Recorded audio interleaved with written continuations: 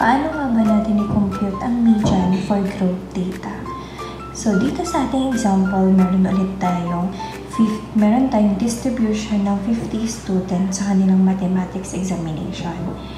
So, sa pag-compute ng ating median for group data, gumagamit lang tayo ng formula na we have the lower boundary plus the quantity of n divided by 2 minus the less than cumulative frequency divided by the frequency of our median, multiply it by the interval. So with this, kailangan natin kunin ngayon ang kanyang less than cumulative frequency for each class interval. So, the first frequency is the first value in the column of less than cumulative frequency. So, sulat lang natin itong 7 and then adds to the preceding frequency for the next value of less than cumulative frequency. So, 7 plus 11, we will get 18. Next, 18 plus 9, we will get 27. Next is 40. And lastly, 50. So, ganun lang yung ginawa natin para makuha natin yung less than cumulative frequency na column. And after which, dito sa ating formula, kailangan natin i-compute yung ating n divided by 2. So, yung ating n divided by 2, ang ating n, nakukuha natin siya sa frequency wherein we have 50 divided by 2, we will get 25.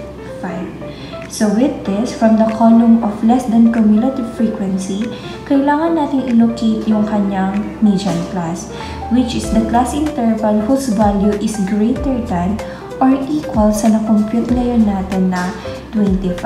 So itong 25 na to, magpo-fall ngayon ito sa ating value na 27. So kapag na-locate na natin yung ating median class, kailangan na natin ilagay yung mga needed values dito sa ating formula.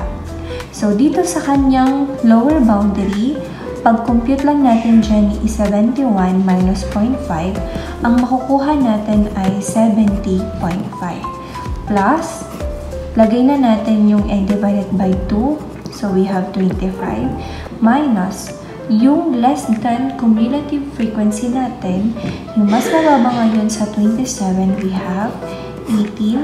I-divide ngayon natin sa kanyang frequency ng ating median class. And then, i-multiply ngayon natin sa kanyang interval. So, ang interval ng test scores na to ay 10. After which, kailangan na muna natin i-solve yung nandito sa loob ng parentheses.